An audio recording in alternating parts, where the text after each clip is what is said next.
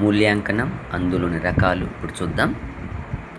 పరిగణనం, మదింపునే ఇలా కూడా అంటారు. మూల్యాంకనం పరిగణనం, మదింపు కంటే విశాల పరిధి కలది మూల్యాంకనం. పరిగణన కంటే విశిష్టమైనది, సమగ్రమైనది ఏది? మూల్యాంకనం. శిశువుల సమగ్రాభివృద్ధిని అంచనా వేయడమే మూల్యాంకనం.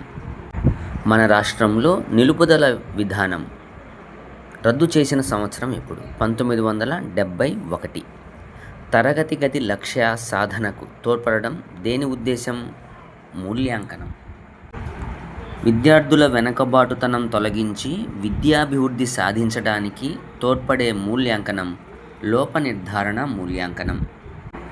విద్యార్థి మానసిక స్థాయిని, అవసరాలను పరిగణనలోకి తీసుకొని ఉపాధ్యాయుడు తాను విద్యాబోధన కార్యక్రమాలను నిర్ణయించుకునే విధానం నిర్మాణాత్మక మూల్యాంకనం. బోధనాభ్యసన ప్రక్రియ జరుగుతున్నప్పుడు నిర్వహించే మూల్యాంకనం ఏది? నిర్మాణాత్మక మూల్యాంకనం. ప్రకల్పన పద్ధతిలో ఒక కార్యక్రమం పూర్తి చేసి మూల్యాంకనం చేయడాన్ని ఏమంటారు? సంకలన మూల్యాంకనం లేదా సమగ్ర మూల్యాంకనం. విద్యా బోధన ప్రకల్పన కృత్యాల ద్వారా జరిగే మూల్యాంకనం ఏది?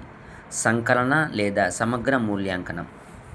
ఒక విద్యా కార్యక్రమం అనంతరం ఆశించిన లక్ష్యాలు ఏ మేరకు నెరవేరాయో తెలిపే మూల్యాంకనం సంకలన లేదా సమగ్ర మూల్యాంకనం. నేటి విద్యార్థి భవిష్యత్తులో ఏ సబ్జెక్టులను విజయవంతంగా అధ్యయనం చేయగలడో నిర్ణయించడానికి తగిన మూల్యాంకనం ప్రాగుక్తీకరణ మూల్యాంకనం. విద్యార్థి రాగల కాలంలో ఒక జ్ఞానక్షేత్ర అభ్యసన విధానంలో సాధించగల ప్రగతిని అంచనా వేసే మూల్యాంకనం ప్రాగుక్తిక మూల్యాంకనం.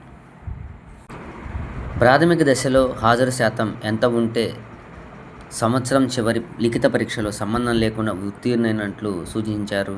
80%. మరి మాధ్యమిక దశలో హాజరు శాతం ఎంత ఉండాలి? 90%. 3 నెలల పరీక్ష, అర్ధ సంవత్సర పరీక్ష, సంవత్సర పరీక్ష భాగమయ్యేది సంగ్రహణాత్మక మూల్యాంకనం. పిల్లలకు తెలియకుండా బోధనాభ్యసన ప్రక్రియలు నిర్వహించే క్రమంలోనే పిల్లల ప్రగతిని ఎప్పటికప్పుడు పరిశీలించే పద్ధతి నిర్మాణాత్మక మూల్యాంకనం. పిల్లల సామర్థ్యాలను మదింపు చేసి నమోదు చేసుకోవడానికి ఉపాధ్యాయుడికి రోజువారీ ఉపయోగపడే సాధనం ఏమిటి? Teacher diary. విద్యార్థి తనకెదురైన ఒక సంఘటనను లేదా సన్నివేశాన్ని గుర్తించి రాయడానికి ఉద్దేశించిన రికార్డును ఏమంటారు?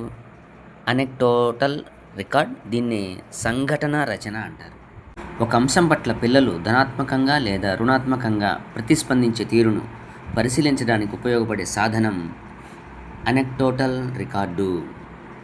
విద్యార్థులు చేసిన కృత్యాలను సేకరించి వాటి ప్రదర్శనలకు పనితీరు వివరాలను సంకలనం చేసి భద్రపరచడమే పోర్ట్ఫోలియో. దీనినే దస్త్రం అంటారు. విద్యార్థుల స్పందనలు, చూసిన విన్న ఘటనల అనుభూతులు, అనుభవాలు మొదలగు వాటిని పొందుపరిచి రాసినదే ఏమంటారు? విద్యార్థి డైరీ. విద్యార్థుల భాషా సామర్థ్యాలు, వారి నిజాయితీ, అభిరుచులు, ఆసక్తుల భాషను ఉపయోగించే తీరును ఏ మూల్యాంకన సాధనం ద్వారా తెలుసుకోవచ్చు? విద్యార్థి డైరీ. పిల్లల్లో పరిశీలన, ప్రయోగ నైపుణ్యాల వేటి వల్ల అభివృద్ధి చెందుతాయి? ప్రాజెక్ట్ పనులు.